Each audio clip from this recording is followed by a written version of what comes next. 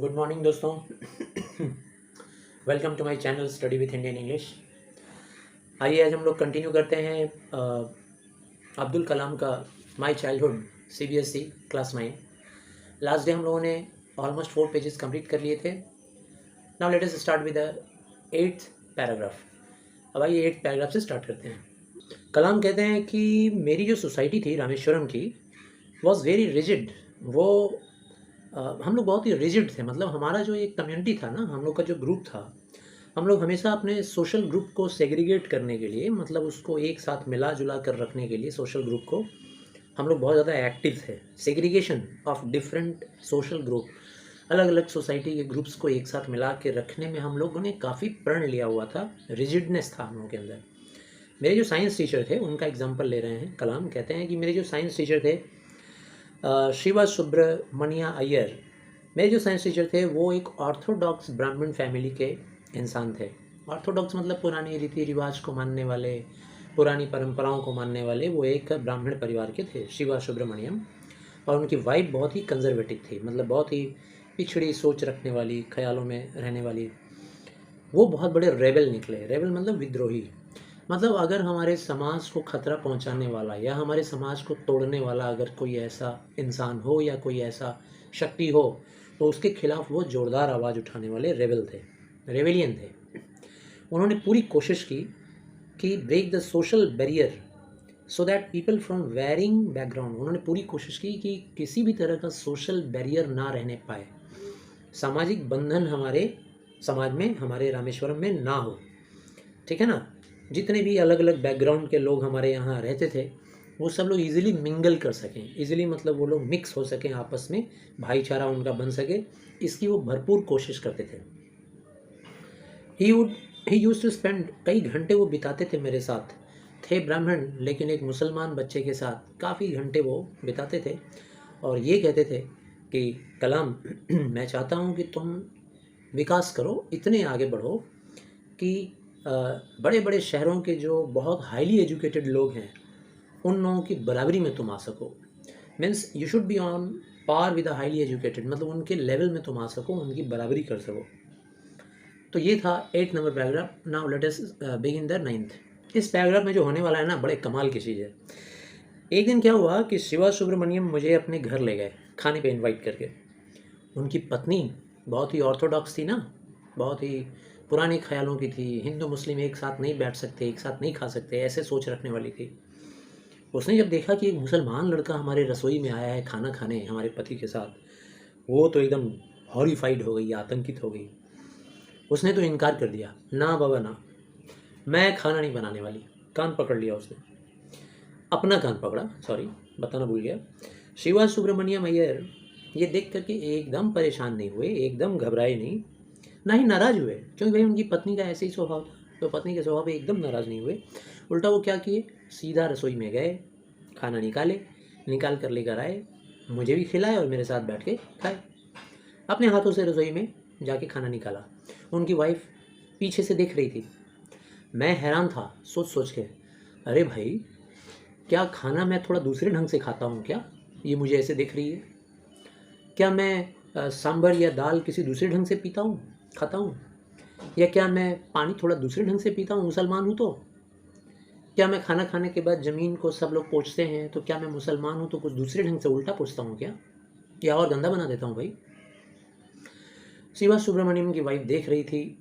मैं बहुत हैरान था। खाना वाना हो गया, जब मैं जाने लगा तो शिवा सुब्रमण्यम सर ने, मेरे साइंस टीचर ने हमको कहा कि बेटा अगले हफ्ते फिर आना वीकेंड के दिन। उनके ये कहने पे मैं तो थोड़ा संकोच करने लगा। सर, फिर से सर? उनकी वाइफ को एक बार देख रहा हूँ पीछे, सर।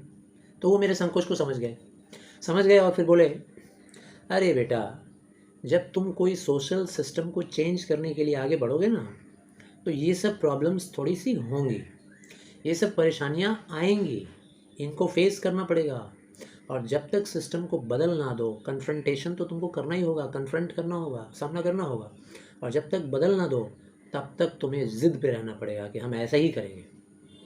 नेक्स्ट वीक मैं फिर आया और जब आया तो सच में हमारे सुब्रमण्यम सर की बात सही हुई। जब मैं आया तो उनकी वाइफ खुद मुझे अपने रसोई में ले गई, अपने हाथों से खाना परोसा और मुझे खाने को दिया। तो इस तरीके से हम लोगों ने, मतलब हमारे पूरे समाज के जो रामेश्वरम के लोग थे, वो सिस्टम को बदलने के लिए एकदम रिजिड थे। इसी बीच सेकेंड वर्ल्ड वॉर ख़त्म हो गया और इंडिया की आज़ादी अब उसे मिल गई थी, मिलने वाली थी पूरी तरह से। मतलब सेकेंड वर्ल्ड वॉर ख़त्म हुआ करीब अप्रॉक्स 1945 में, और 1947 में हमारा देश आज़ाद हुआ। तो गांधी जी ने डिक्लेयर किया कि अब इंडियंस अपना देश खुद बनाएंगे, अपने हिसाब से भारतवर्ष बनाएंगे। पूरा कंट्री सेलिब्रेट करने में लग गया, सब लोग आशावादी हो गए। ऐसा आशा जो आज तक कभी नहीं मिला था हमारे देश को।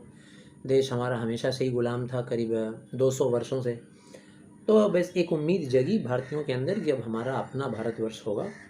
मैंने मेरे पापा से पूछा कि पापा, अब तो आज़ादी हमें मिलने वाली है, क्या आप मुझे परमिशन देंगे कि मैं रामेश्वरम को छोड़कर थोड़ा बाहर निकलूं और डिस्ट्रिक्ट हेडक्वार्टर्स जो है हमारे रामनाथपुरम में, मैं वहाँ जाकर आगे की पढ़ाई पढ़ना चाहता हूँ। ये मैंने पापा से परमिशन लिया। अब ज़रा आखिरी पैराग्राफ ध्यान से सुनना, बहुत ही इम्पॉर्टेंट बात है सारे माता पिता के लिए, सारे बच्चों के लिए, सारे स्टूडेंट के लिए, होने वाले माता पिता के लिए, जो भविष्य में होने वाले हैं, माँ बाप बनने वाले हैं।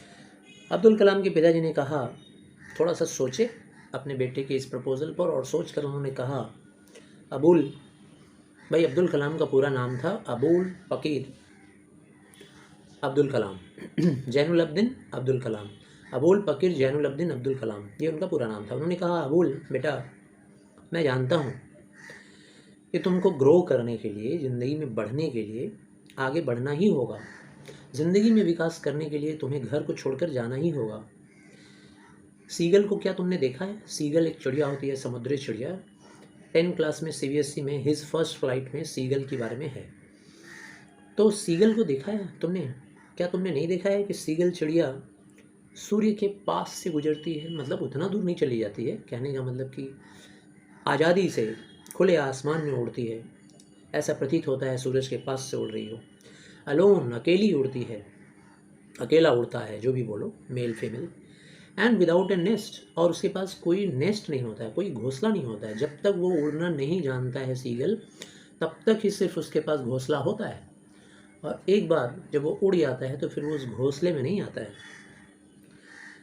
और उसके बाद वो कहते हैं, क्योंकि उन्होंने देखा कि मेरी माता थोड़ी सी कंफ्यूज्ड थी, थोड़ी सी चिंतित लग रही थी कि बच्चे को इतना दूर भेजेंगे, हेडक्वार्टर में भेजेंगे पढ़ाई करने के लिए रामनाथपुरम में तो मेरी मम्मी को घबराया हुआ और चिंतित देखकर मेरे पापा ने कहा, खलील गिब्रन एक बहुत बड़े लेखक थे, तो उनके कहे गए शब्दों को मेरी मम्मी को सुनाते हुए खलील गिब्रन की बात को कोट किया मतलब वहाँ से उनकी बात को, जैसे होता नहीं, कोई बात समझाने के लिए हम लोग कोई दोहा बोल देते हैं, कोई चौपाई बोल देते हैं, या फिर कोई एक शायरी बोल देते हैं। और उसके बाद वो कहते हैं कि मेरी मम्मी को समझाते हैं कि your children are not your children. ध्यान से सुनिए, अपनी पत्नी को कहते हैं कि आपके बच्चे जो हैं ना, वो आपके नहीं हैं। They are the sons and daughters of life's longing for itself. ये जो लोग हैं जो अपने माता पिता से जन्म लेकर आते हैं, ये ज़िंदगी के बच्चे हैं, खुद जीवन के बच्चे हैं, और जीवन इनका इंतज़ार कर रहा है। ये जीवन जी सकें, इसलिए ज़िंदगी इनकी इंतज़ार कर रही होती है। ये ज़िंदगी के बच्चे होते हैं, हमारे तुम्हारे इंसान के बच्चे नहीं हैं। They are the sons and daughters of life's longing for itself. Longing मतलब इंतज़ार करना, और ज़िंदगी इनका इंतज़ार कर रही है, इन्हें जाने दो। दे कम थ्रू यू, ये बच्चे तुम्हारे से जन्म लेते हैं, यानी तुम्हारे ज़रिए आते हैं। थ्रू यू, थ्रू का मतलब होता है ज़रिया। हम और तुम, माता और पिता, सिर्फ एक ज़रिया हैं, बट नॉट फ्रॉम यू। हमने और तुमने इन्हें पैदा नहीं किया है, हमारे ज़रिए ये आए हैं। ज़िंदगी इनको ले आई है अपने पास, और ज़िंदगी इन्हें बुला रही है कि आओ, ले लो मुझे, जी लो अपनी ज़िंदगी। You may give them your love. हम और तुम माता पिता हैं, हम तुम सिर्फ इन्हें प्यार दे सकते हैं, सिर्फ प्यार दे सकते हैं, क्योंकि ये हमारे ज़रिए इस धरती पर आए हैं। सिर्फ प्यार दे सकते हैं, मतलब हमें और तुम्हें, माता पिता को, अपना थॉट्स इनके ऊपर ज़बरदस्ती नहीं डालना चाहिए, अपने विचारों को इनके ऊपर ज़बरदस्ती थोपना नहीं चाहिए। For they have their own thought, क्योंकि इनकी अपनी विचार होती है, अपनी सोच होती है, अपनी ज़िंदगी होती है। तो हर एक इंसान का अपना विचार, अपना सोच, अपना ज़िंदगी, अपना फ्रीडम होता है। लेकिन माता पिता समझते हैं कि मैंने पैदा किया है तो ये मेरे बच्चे हैं, तो मैं जो कहूँगा वैसा ही ये सोचें, मैं जो कहूँगा उसी राह पर चलें। ये ज़रूरी नहीं कि हर बार माता पिता सही हों और हर बार बच्चे गलत हों। तो माता पिता को चाहिए कि हम लोग उन्हें प्रेम दें, अपना आशीर्वाद दें। इतने बड़े लेखक अब्दुल कलाम, उनके माता पिता का भी ऐसा ही सोच था। माता का थोड़ा कम था, माँ तो माँ होती है भाई, हृदय से सोचती है। लेकिन उनके पिता जैनुल अब्दीन ने अपने दिमाग की बात बताई। शुरुआत में हमने पढ़ा था कि वो पढ़े लिखे इंसान नहीं थे, लेकिन उनके अंदर इन्नेट विजडम था, जन्मजात बुद्धिमानी थी। तो ये था ये चैप्टर। ध्यान से इसे पढ़िए, दोस्तों के साथ शेयर कीजिए और सब्सक्राइब करना और लाइक करना मत भूलिए प्लीज़। कोई अगर शिकायत हो या हमें कुछ और इम्प्रूव करने के लिए आपके पास सजेशन हो तो प्लीज़ वो सजेशन भी दीजिए। Thank you.